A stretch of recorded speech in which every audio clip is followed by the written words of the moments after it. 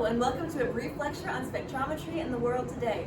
This is a fascinating subject with lots to discuss, so let's dive right in. The first thing to know is the definition of the term. ATA science defines spectrometry as the measurement of the interactions between light and matter and the reactions and measurements of radiation intensity and wavelength. What this amounts to is that we can deduce what an element is based purely on the way light interacts with it. Each element has a unique combination of wavelengths it gives off. The wavelengths of most interest are those that fall within the visible light spectrum. In short, each element has its own color signature that we can read and interpret. This gives us an anatomy of atoms within a substance that we can then use to understand more about it. A spectrometer is what takes the measurement, and it uses refracted light, similar to the way a CD or a DVD would be read. A spectrometer consists of a light source, a diffraction means, and a mirror. While there can be more, this is the basic setup. With this information, we can do things in advanced science, and that's the main difference between spectrometry and spectroscopy.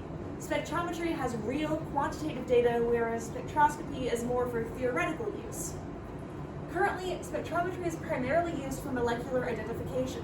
You may be thinking that sounds very self-explanatory, but consider the impact accurate readings could have. Currently, spectrometry is used to find toxins in products like toothpaste and antibiotics before they hit the shelves for mass use, and it can be used to detect cancer and other diseases based on their chemical signature. This process can be a bit difficult as the light generated can break down some of the proteins that it's looking for, but advancement will continue as long as there's investment in the technology.